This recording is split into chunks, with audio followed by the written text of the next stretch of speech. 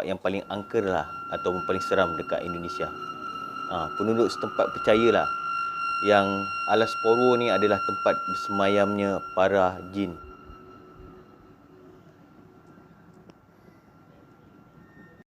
Assalamualaikum semua. Pada episod kali ni aku nak cerita kat korang pasal satu kisah misteri lah tentang misteri Alas Poro. Alas Poro ni merupakan hutan yang terkenal dekat ujung timur Pulau Jawa dan dia terletak di Bayuwangi, Jawa Timur.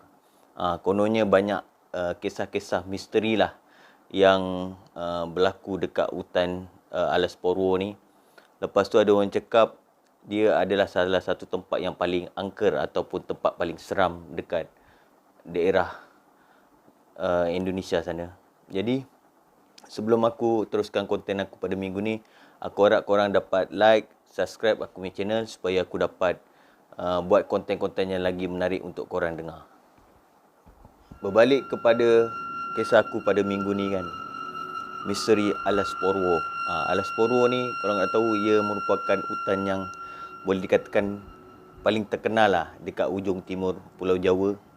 Ia terletak di Bayuwangi, Jawa Timur. Lepas tu ia juga dikatakan lah oleh masyarakat setempat ataupun di negara Indonesia sana, ia adalah antara tempat yang paling angker lah ataupun paling seram dekat Indonesia.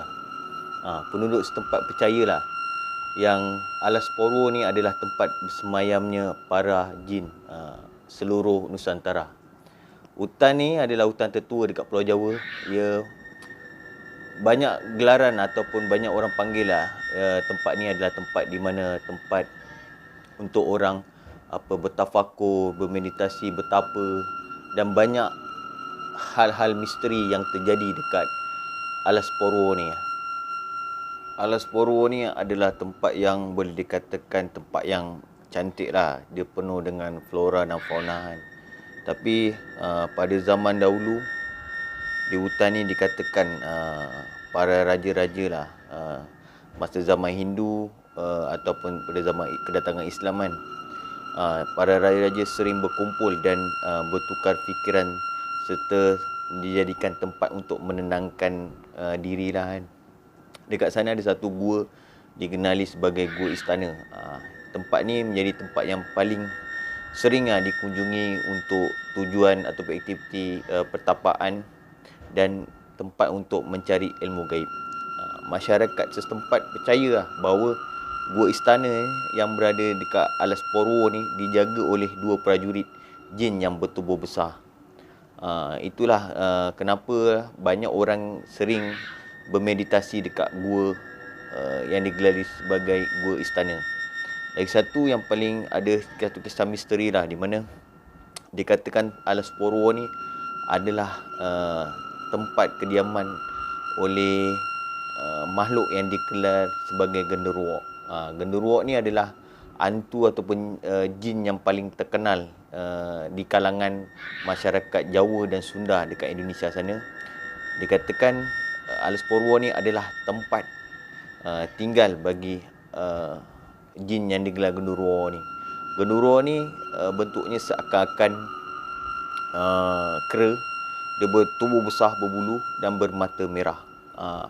Memang spesies makhluk halus ni memang terkenal lah oleh masyarakat Jawa dan masyarakat Sunda dekat Pulau Jawa.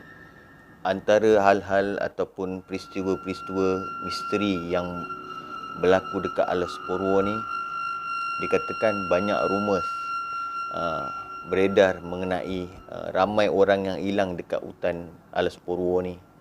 Bahkan ada juga cerita tentang orang-orang yang penasaran ataupun orang yang hilang ingatan lah apabila masuk ke Alas Poro ni. Diorang nak cari jalan keluar, diorang tak jumpa. Jadi ada yang dijumpai dekat kawasan pokok-pokokan. Bila ditanya kenapa korang tak boleh keluar, dia kata diorang memang tak boleh keluar, diorang tak jumpa jalan keluar daripada Alas Poro kan. Hal ini disebabkan, dikatakanlah kerana orang-orang tersebut mempunyai niat yang tak baik ketika masuk di Alas Purwo. Lepas tu hati diorang pun hati yang kotor lah. Maksudnya diorang ni ada agenda tersembunyi untuk masuk ke Alas Purwo ni kan. Lagi satu, kat Alas Purwo ni korang tak boleh nak bermegang-megang, korang nak cakap yang dikatakan kau nak masuk Alas Purwo ni, kau jangan berasa bongkak lah. Alas Purwo juga menjadi tempat, dikatakanlah tempat paling favourite oleh Bung Karno. Kalau kau nak tahu, Bung Karno ni adalah Presiden pertama Indonesia. Banyak kisah misteri tentang Alas Purwo ni yang boleh dikatakan boleh dikaitkan dengan susuk badan Bung Karno ni kan. Banyak cerita mengenai yang mengatakan yang Bung Karno ni dikisahkan sering mengunjungi hutan Alas Purwo ni. Tujuannya adalah untuk dikatakan betapa dan memikirkan tentang bangsa Indonesia. Selain itu juga Bung Karno juga bermeditasi dekat hutan Alas Purwo ni, dan dikatakanlah berinteraksi dengan sang penguasa pantai selatan ataupun Nyi Roro Kidul. Nyi Roro Kidul ni adalah makhluk roh perempuan ataupun dewi penguasa pantai selatan. Memang memang kalau masyarakat Jawa dekat Indonesia memang terkenal dengan mitos Nyi Roro Kidul. Namun cerita itu belum lagi terbuktilah kebenarannya kan. Kalau tak silap aku, Bung Karno pun tidak pernah bercerita tentang Alas Purwo ni dengan masyarakat awam. Masyarakat di sekitar Alas Purwo ni kan meyakini lah yang Alas Purwo ni terdapat satu kerajaan jin yang sangat besar dekat Nusantara ni kan. Cerita ni memang terkenal lah. Kalau korang pergi dekat area Bayuwangi ni, korang akan tahulah yang diorang akan kata yang area Bayuwangi ni memang Alas Purwo, hutan Alas Purwo ni ada satu kerajaan jin yang amat besar lah. Boleh dikatakan memang megah dan sangat ramai dia punya bangsa tu duduk kan.